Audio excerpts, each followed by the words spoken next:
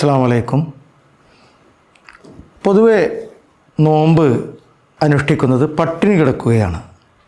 രാവിലെ മുതൽ വൈകുന്നേരം വരെ, സുബഹി മുതൽ മഗ്‌രിബ് വരെ നമ്മൾ വിശപ്പും ദാഹവും സഹിക്കുകയാണ്.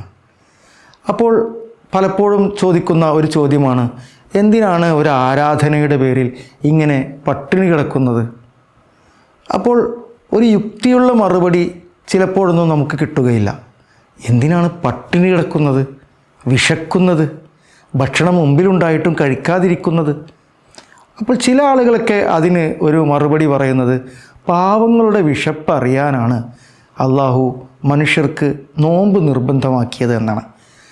സത്യം പറഞ്ഞാൽ അത് ശരിയാണോ?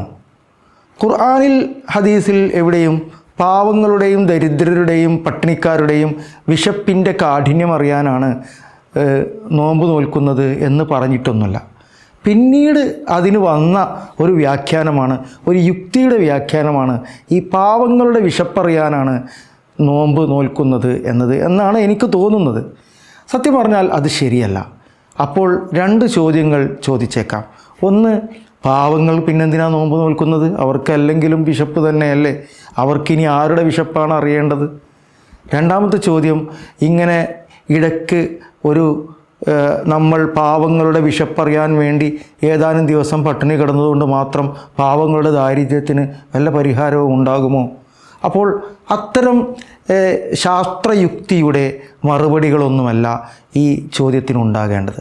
മനുഷ്യൻ്റെ വിശപ്പ് അറിയാനുള്ള വെറുമൊരു ഏർപ്പാട് മാത്രമല്ല അള്ളാഹു മനുഷ്യർക്ക് നിർദ്ദേശിച്ച ഈ നോമ്പ് നോൽക്കല്ലെന്നത്. അത് സ്വന്തം ശരീരത്തിന് നൽകുന്ന ഒരു അള്ളാഹുവിൻ്റെ അനുഗ്രഹങ്ങൾക്ക് മേലെയുള്ള ഒരു സ്മരണയാണ്. വിജ്ഞാനത്തിന് വേണ്ടി, സ്വർഗത്തിന് വേണ്ടി, ഈമാനിൻ്റെ പൂർത്തീകരണത്തിന് വേണ്ടി, ആത്മസംതൃപ്തിക്ക് വേണ്ടി മനുഷ്യർ സ്വന്തം ശരീരത്തെ അടക്കി വെക്കാനുള്ള, സ്വന്തം ശരീരത്തിനെ എല്ലാ ഭൗതിക സുഖങ്ങളിൽ നിന്നും വേർപ്പെടുത്തി നിർത്താനുള്ള സ്വയം പരിശീലനമാണ്.